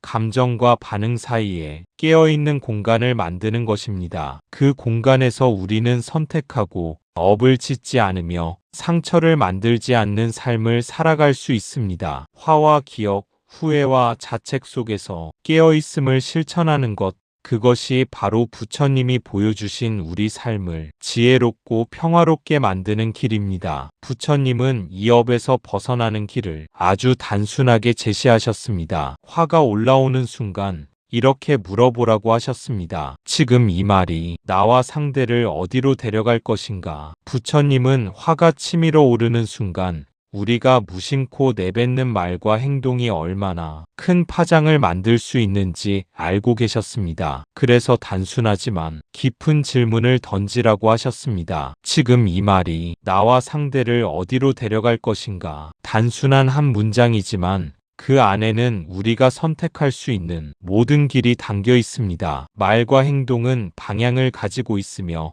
그 방향에 따라 관계가 깊어지기도 하고 깨지기도 합니다. 화난 마음으로 던진 말은 상처와 후회를 만들지만 잠시 멈추고 의식적으로 선택한 말은 이해와 화해, 신뢰와 평화를 가져옵니다. 많은 사람들은 화가 나면 자동 반사처럼 말하거나 행동합니다. 나는 옳고 상대가 틀렸다라는 생각 속에서 말과 행동이 폭발적으로 나가버립니다. 하지만 부처님은 그 순간에도 멈춤의 중요성을 강조하셨습니다. 말과 행동 사이, 생각과 반응 사이에 짧은 간격을 만들고 그 안에서 이 말이 어디로 데려갈까라는 질문을 던지라는 것입니다. 이 질문은 단순히 자기 점검이 아닙니다. 그것은 우리 마음속 화를 잠시 분리시키고 감정을 주체적으로 바라볼 수 있는 틀을 만들어줍니다. 화가 나더라도 그 감정이 바로 말과 행동으로 이어지지 않도록 의식적으로 거리를 두는 힘을 길러줍니다. 말과 행동이 만들어내는 업은 순간의 선택으로 쌓이지만 그 선택이 깨어있다면 업을 줄일 수 있습니다. 지금 이 말이 어디로 데려갈까라는 질문은 그 순간의 업을 미리 막는 도구가 됩니다. 우리는 화나 집착 속에서도 조금 더 지혜로운 선택을 할 기회를 갖게 되는 것입니다. 또한 이 질문은 단순히 타인을 위한 것이 아닙니다. 우리가 화를 내거나 날카로운 말을 내뱉으면 그 결과는 반드시 자신에게 돌아옵니다. 후회, 자책, 괴로움이라는 형태로 우리 마음속에 업이 남는 것입니다. 그렇기 때문에 이 질문은 상대뿐 아니라 나 자신을 지키는 길이기도 합니다. 깨어있는 선택은 처음에는 어려울 수 있습니다. 습관처럼 반사적으로 나가는 말과 행동을 멈추고 질문을 던지는 것은 훈련이 필요합니다. 하지만 반복되는 훈련 속에서 우리는 화가 올라오는 순간에도 조금씩 마음의 중심을 지킬 수 있습니다. 말과 행동이 업으로 이어지지 않고 관계를 더 건강하게 유지하며 자신의 평화를 지키는 힘이 길러집니다. 부처님은 또한 이 질문이 단순한 자기 검열이 아니라 관계를 성숙하게 만드는 지혜라고 말씀하셨습니다. 화가 올라올 때 잠시 멈추고 질문을 던지며 말과 행동을 선택하는 과정 속에서 우리는 상대를 이해하고 상대를 공격하지 않고 자신도 상처받지 않는 길을 배울 수 있습니다. 생각해 보십시오. 순간의 화가 아무렇게나 내뱉은 말로 변하면 그 한마디가 관계를 무너뜨리고 평생 마음속에 상처와 후회를 남길 수 있습니다. 하지만 그 순간 한번 멈추고 이 말이 어디로 데려갈까라고 물으면 업이 만들어지지 않고 상처와 후회 대신 관계와 평화로 향하는 길을 선택할 수 있습니다. 이 질문은 화가 단순한 감정에서 끝나지 않도록 우리가 말과 행동을 통해 만들어낼 미래를 의식적으로 바라보게 합니다. 그렇기에 부처님 수행의 핵심 중 하나는 말과 행동을 멈추고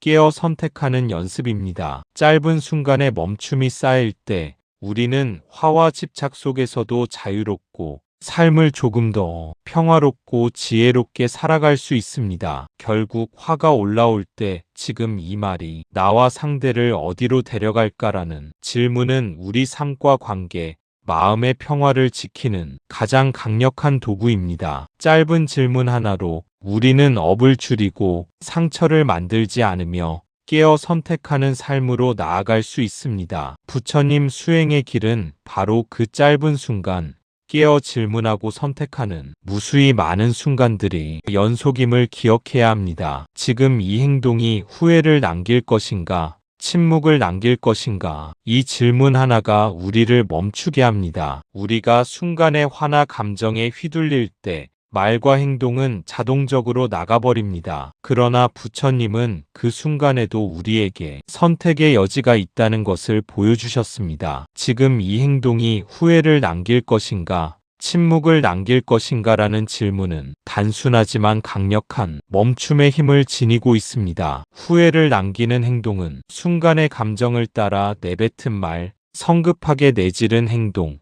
상대의 마음을 고려하지 않은 충동적인 반응에서 비롯됩니다. 그 한순간의 선택은 단순히 사건이 아니라 마음속에 오래도록 남는 기억과 업을 만들어냅니다. 후회는 단순한 감정이 아니라 우리 마음을 잠식하고 삶의 자유를 제한하는 무거운 짐이 됩니다. 반면 침묵은 단순히 말하지 않는 것이 아닙니다. 그것은 깨어 선택한 행동입니다. 화가 치밀어 오를 때 즉각적인 반응 대신 한 박자 늦추고 감정을 관찰하고 상대와 나를 위한 최선의 선택을 기다리는 것, 이것이 바로 침묵의 의미입니다. 침묵은 상처를 남기지 않고 관계를 보호하며 업을 쌓지 않는 지혜로운 길입니다. 부처님은 우리가 깨어있을 때 한순간의 침묵이 가져오는 힘을 강조하셨습니다. 말하지 않음으로써 관계 속 불필요한 상처를 예방하고 화가 나서 내뱉은 말이 돌아와 우리 자신을 괴롭히는 업을 줄일 수 있습니다. 이 작은 멈춤의 순간이 삶 속에서 무수한 후회를 막고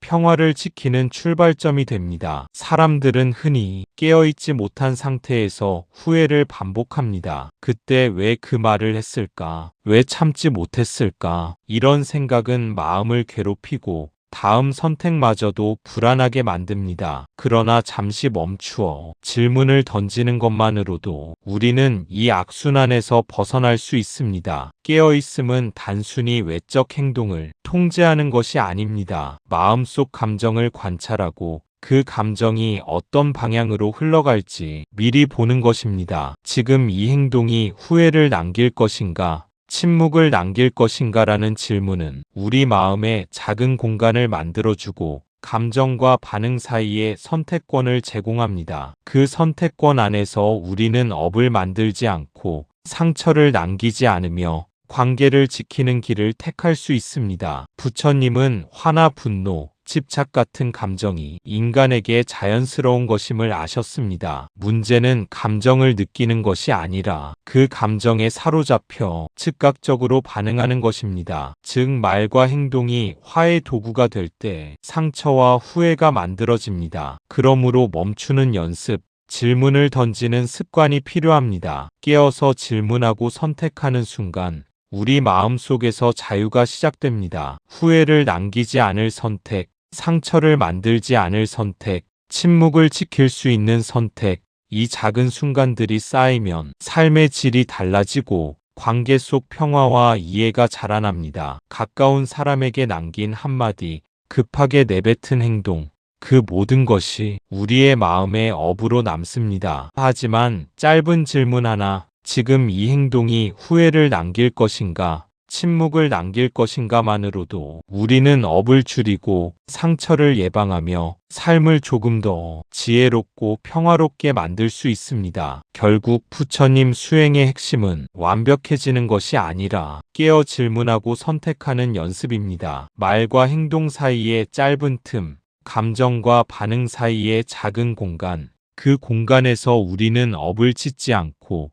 후회를 남기지 않으며 삶 속에서 자유와 평화를 만들어 나갈 수 있습니다. 화가 올라오는 순간마다 질문을 던지고 침묵과 선택 사이에서 멈출 때 우리는 상처 없는 삶으로 나아갑니다. 그 짧은 멈춤 하나가 우리 자신과 주변 모두를 지키는 부처님 수행의 참된 의미입니다. 침묵은 패배가 아닙니다. 침묵은 도망도 아닙니다. 침묵은 지혜입니다. 말하지 않음으로써 관계를 지키고 상처를 만들지 않고 나 자신을 보호하는 선택입니다. 많은 사람들은 침묵을 약함이나 회피로 오해합니다. 특히 화가 치밀고 감정이 격해질 때 참지 못하고 말하거나 행동하는 것을 정의로운 대응으로 여기곤 합니다. 그러나 부처님은 침묵을 전혀 다른 시각으로 보셨습니다. 침묵은 패배도 도망도 나약함도 아니며 오히려 지혜롭고 강력한 선택입니다. 침묵은 말이나 행동으로 상처를 만드는 것을 방지합니다. 우리가 화가 나서 내뱉는 말은 순간적으로는 정당하다고 느껴질지 모르지만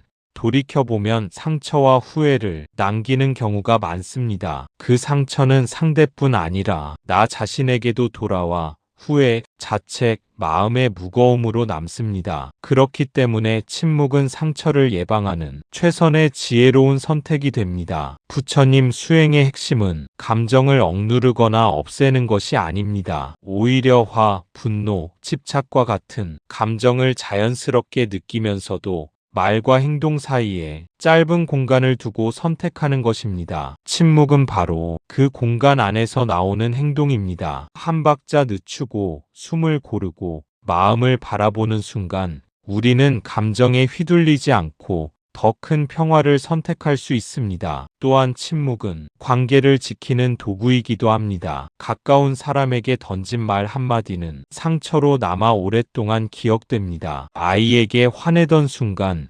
배우자에게 날카로운 표정을 짓던 순간, 부모에게 던진 한마디는 기억 속에서 계속 울림을 만들어내며 우리 마음까지 무겁게 합니다. 침묵은 이 무수한 후회를 막고 상대와 자신 모두를 보호하는 힘을 갖고 있습니다. 많은 사람들은 말하는 것이 문제 해결의 길이라고 생각합니다. 그러나 부처님은 반대로 말하지 않는 것이 더 큰 지혜가 될 수 있음을 보여주셨습니다. 말하지 않음으로써 화를 키우지 않고 불필요한 논쟁이나 오해를 만들지 않으며 마음을 더 평화롭게 유지할 수 있습니다. 침묵은 때로 모든 문제를 해결하는 가장 강력한 선택입니다. 침묵이 지혜임을 이해하려면 그 본질을 알아야 합니다. 침묵은 단순히 입을 다물고 있는 것이 아니라 깨어서 선택하는 것입니다. 화가 올라올 때, 마음이 격해질 때, 그 감정을 관찰하고 말과 행동 사이에 멈춤의 공간을 만드는 것.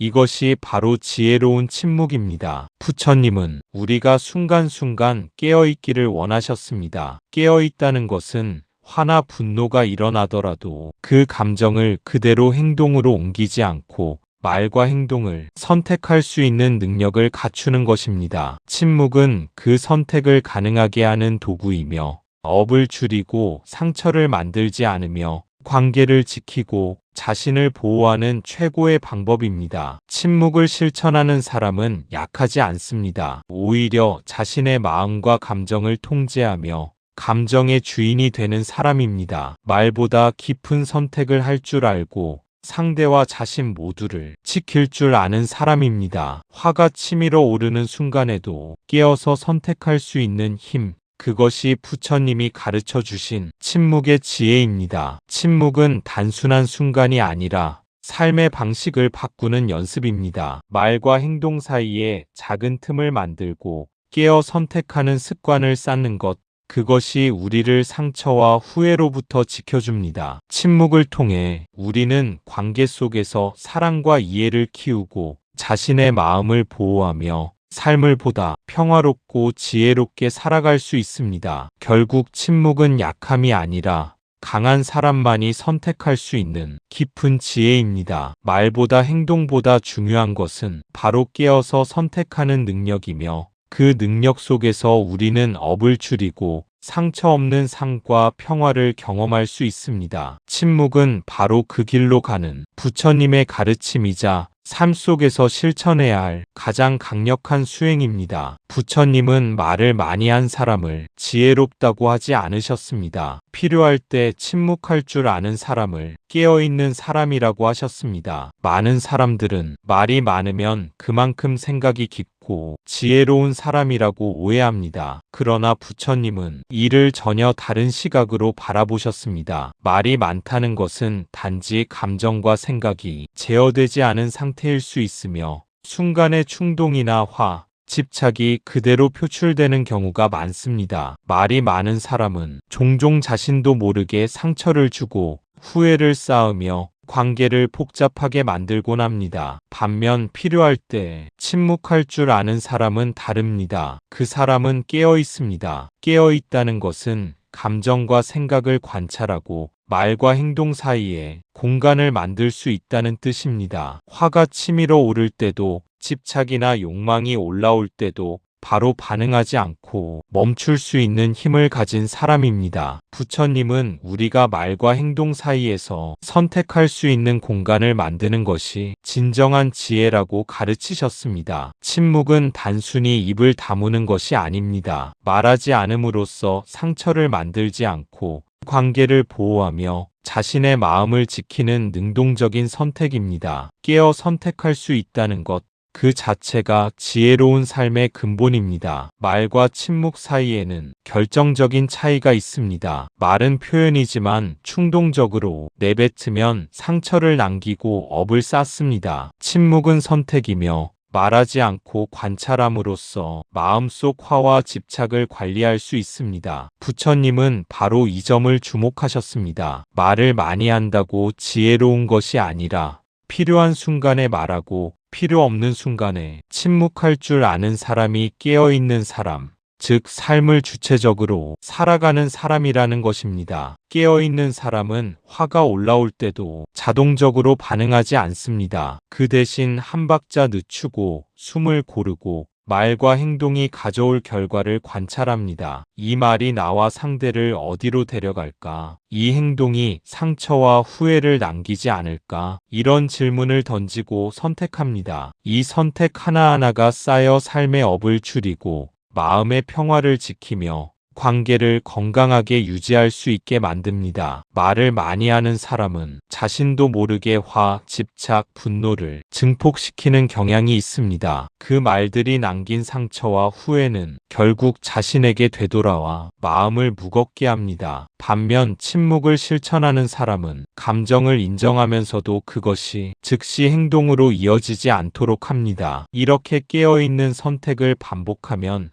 우리는 화와 집착 속에서도 자유로워지고 삶 속에서 평화와 이해를 확장할 수 있습니다. 부처님은 또한 침묵을 통해 상대를 존중하고 관계를 보호하며 자신을 지킬 수 있음을 보여주셨습니다. 침묵은 약함이나 회피가 아니라 깨어있는 지혜의 표현입니다. 말을 할 필요가 있을 때는 분명히 말하고 필요하지 않을 때는 침묵함으로써 상처와 후회를 줄이고 관계와 마음을 지키는 것입니다. 우리 삶에서 가장 가까운 사람에게 화를 내거나 성급하게 말하거나 후회가 남는 행동을 반복할 때 깨어있는 침묵이 얼마나 큰 차이를 만드는지 실감할 수 있습니다. 침묵을 선택하는 사람은 단순히 말하지 않는 것이 아니라 말과 행동의 결과를 이해하고 깨어 선택함으로써 삶을 주도하는 사람입니다. 결국 부처님이 강조하신 지혜는 많은 말을 하는 것이 아니라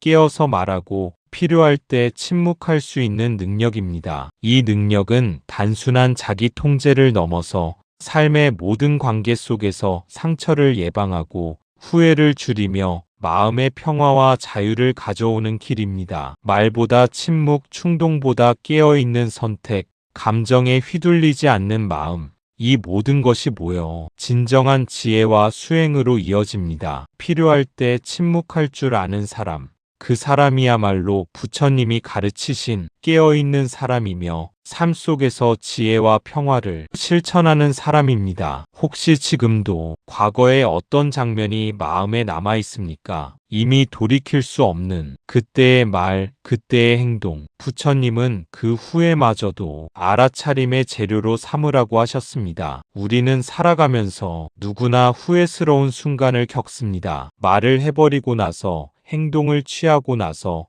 이미 돌이킬 수 없는 선택을 하고 난 뒤 마음 한편에는 항상 그 기억이 남습니다. 그 기억은 때로는 상처로 남아 우리를 괴롭히고 후회와 자책으로 마음을 무겁게 합니다. 부처님은 그런 후회마저 버리거나 억누르라고 하시지 않았습니다. 오히려 후회를 있는 그대로 바라보고 그 감정을 알아차림의 재료로 삼으라고 가르치셨습니다. 후회와 자책을 단순히 부정적인 감정으로만 보지 않고 그 속에서 자신의 마음과 행동을 관찰하고 깨어 선택하는 연습이 기회로 삼으라는 것입니다. 과거에 던진 말 한마디가 떠오른다면 그때 나는 왜 그렇게 말했을까라고 질문하며 감정과 생각을 분리해서 바라봅니다. 화가 치밀어 올랐는지, 자존심이 상했는지, 혹은 두려움이 있었는지를 있는 그대로 관찰합니다. 이 관찰 자체가 바로 알아차림이며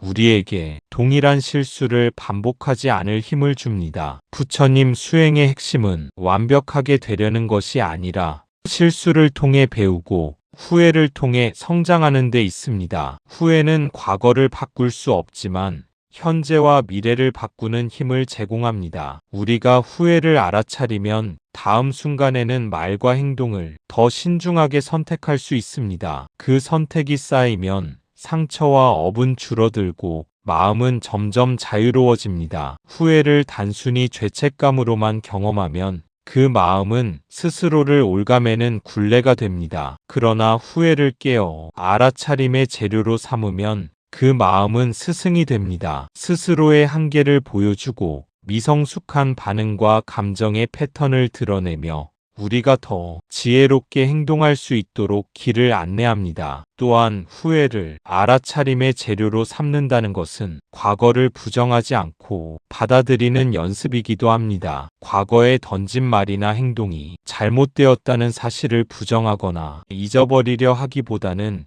그 사건을 있는 그대로 인정하고 그 속에서 배울 점을 찾는 것입니다. 이 과정에서 우리는 자기 자신과 타인 모두에게 더 자비로운 마음을 가질 수 있습니다. 많은 사람들이 후회를 떠올릴 때 다시 그 상황으로 돌아가 바꾸고 싶다는 욕망에 사로잡힙니다. 그러나 부처님은 그럴 필요가 없다고 말씀하십니다. 과거는 이미 지나갔고 우리가 바꿀 수 있는 것은 지금 이 순간입니다. 후회는 현재를 살아가는 우리에게 깨어 선택하고 신중하게 행동할 수 있는 지혜를 제공합니다. 가족에게 화를 내고 난 후 남은 후회는 단순히 미안함이 아니라 우리 마음속 화와 집착이 패턴을 보여주는 신호입니다. 그 신호를 알아차리고 다음에는 말과 행동을 선택하는 데 활용하면 과거의 실수가 미래의 지혜가 됩니다. 이것이 바로 부처님이 말씀하신 후회마저도 수행의 재료라는 뜻입니다. 부처님 수행에서 알아차림은 단순한 관찰이 아닙니다. 후회, 화, 분노, 집착 같은 마음의 상태를 깨어있는 시선으로 바라보고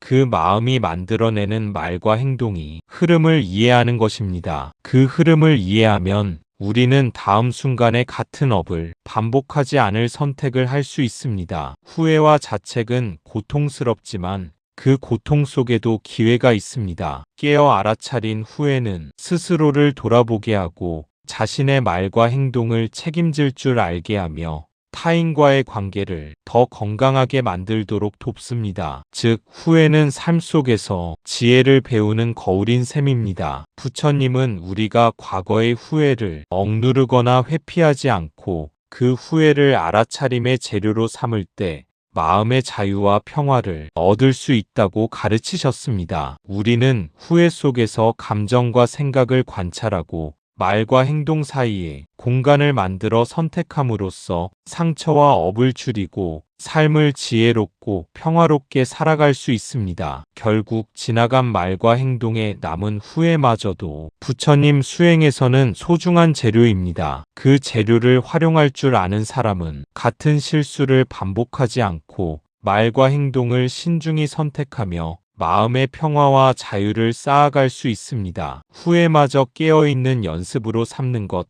그것이 바로 부처님이 가르치신 삶의 지혜이며 우리 모두가 실천할 수 있는 수행의 길입니다. 자책으로 머물지 말고 다짐으로 바꾸라고. 다음엔 조금 더 빨리 알아차리자. 다음엔 입보다 숨을 먼저 쉬자. 다음엔 한 박자만 늦추자. 이 다짐이 업을 끊는 씨앗이 됩니다. 우리가 과거의 실수와 후회 속에서 머무르면 마음은 자책과 괴로움으로 무거워집니다. 왜 그때 그렇게 말했을까? 왜 참지 못했을까? 이런 생각은 반복되며 스스로를 옥죄는 굴레가 됩니다. 그러나 부처님은 그 자책에 머물지 말고 그 감정을 다짐으로 바꾸라고 가르치셨습니다. 다짐은 단순한 마음속 결심이 아닙니다. 후회와 자책에서 배우고 깨어 선택할 수 있는 힘을 만드는 적극적인 수행입니다. 다음에는 조금 더 빨리 알아차리자. 다음에는 입보다 숨을 먼저 쉬자. 다음에는 한 박자만 늦추자. 이 작은 다짐들이 모여 우리의 마음을 단단하게 하고 업을 끊는 씨앗이 됩니다. 다짐은 과거의 실수를 부정하지 않고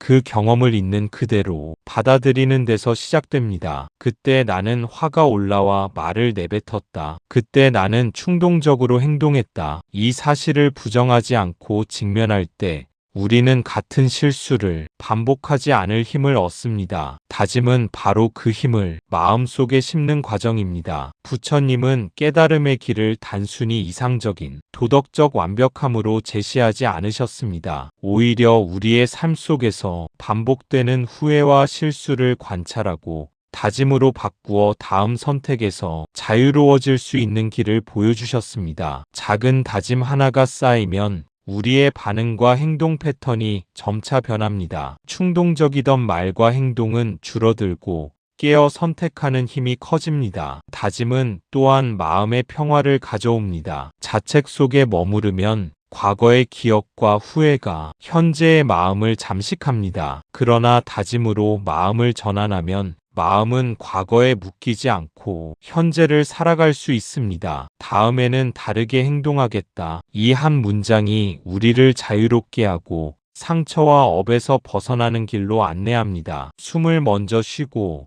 한 박자 늦추는 다짐은 행동의 결과를 관찰할 수 있는 공간을 만듭니다. 말과 행동 사이에 작은 틈이 생기면 우리는 화와 감정의 도구가 되지 않고 우리 자신이 주체가 되어 선택할 수 있습니다. 그 선택의 힘이 쌓이면 후회와 상처를 반복하지 않게 되고 업이 만들어지는 과정을 막을 수 있습니다. 부처님은 다짐을 단순한 결심이 아니라 업을 끊는 씨앗이라고 말씀하셨습니다. 씨앗은 작은 형태지만 땅에 심고 정성껏 돌보면 나무가 되고 열매를 맺습니다. 마찬가지로 후회와 실수를 다짐으로 바꾸면 작은 결심이 쌓여 마음의 힘이 되고 삶의 자유와 평화를 열어줍니다. 다짐은 또한 자기 자신에게 자비를 베푸는 방법입니다. 후회 속에서 스스로를 책망하는 대신 다음에는 더 깨어있겠다라고 다짐하면 우리는 스스로를 받아들이고 성장할 기회를 줍니다. 자책이 끝없는 자기 비판으로 이어질 때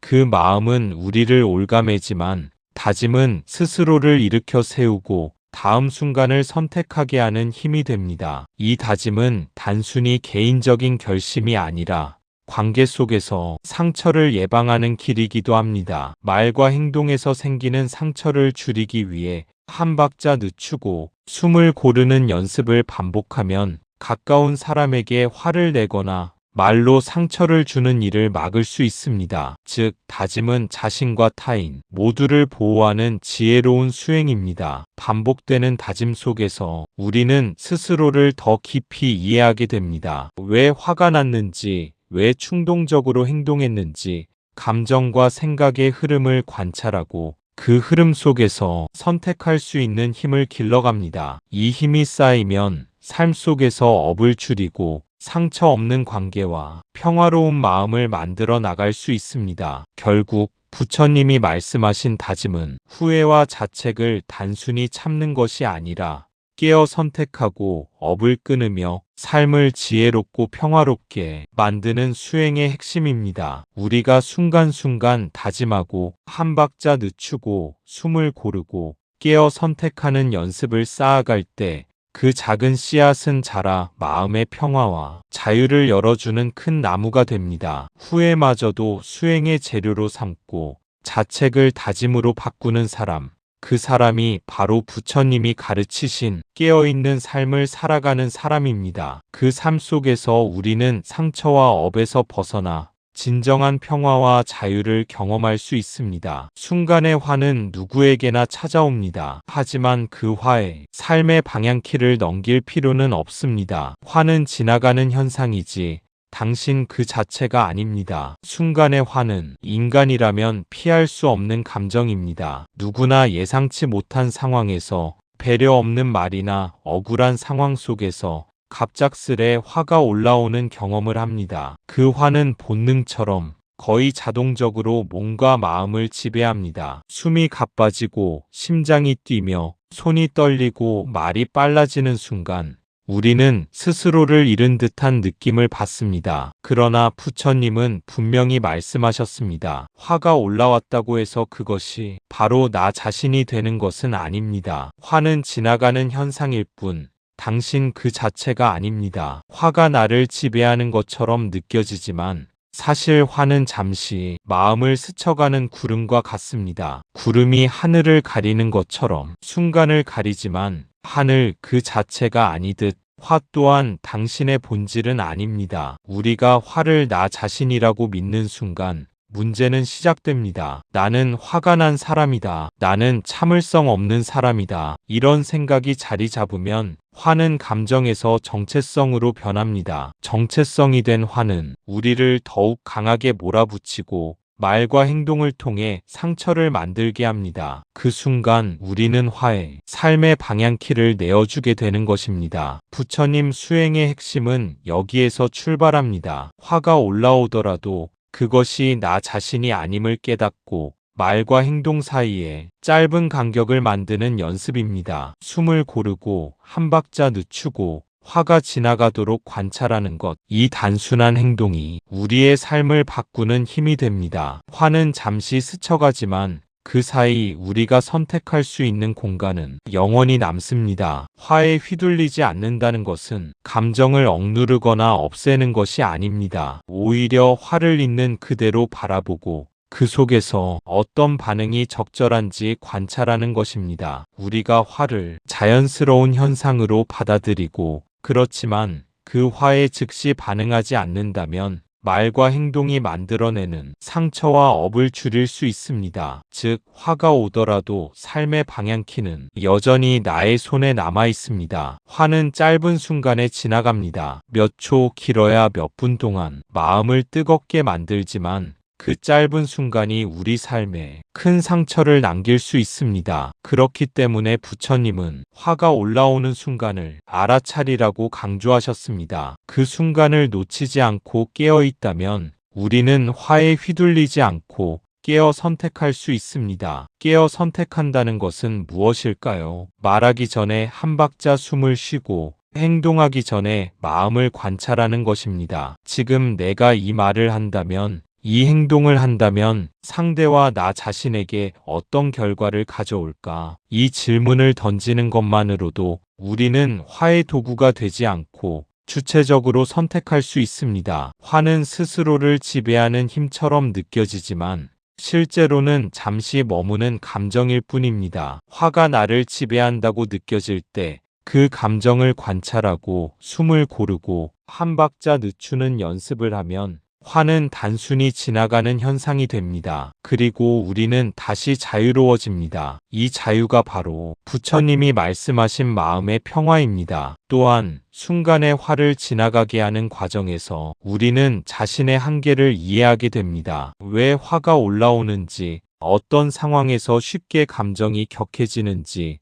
그 패턴을 관찰하고 알아차릴 때 다음 순간에는 더 지혜롭게 반응할 수 있습니다. 후회와 상처를 줄이는 방법은 바로 이러한 관찰과 선택에서 비롯됩니다. 부처님은 화를 죄나 나쁜 감정으로 보지 않으셨습니다. 화는 자연스러운 마음의 움직임이지만 그 화의 삶의 방향키를 넘기느냐 넘기지 않느냐가 우리 삶의 질을 결정합니다. 화가 나를 쓰도록 놔두면 상처와 후회가 생기지만 화 속에서 깨어 선택하면 우리는 업을 줄이고 마음의 평화를 유지할 수 있습니다. 결국 순간의 화는 피할 수 없는 현상이지만 그 화가 나를 정의하지는 않습니다. 화는 지나가는 구름처럼 스쳐가고 우리는 그 구름 사이에서 숨을 고르고 말과 행동을 선택할 수 있습니다. 그 선택이 쌓일 때 삶의 방향키는 여전히 나의 손 안에 있습니다. 부처님이 가르치신 지혜는 바로 여기에 있습니다. 화는 당신 그 자체가 아니라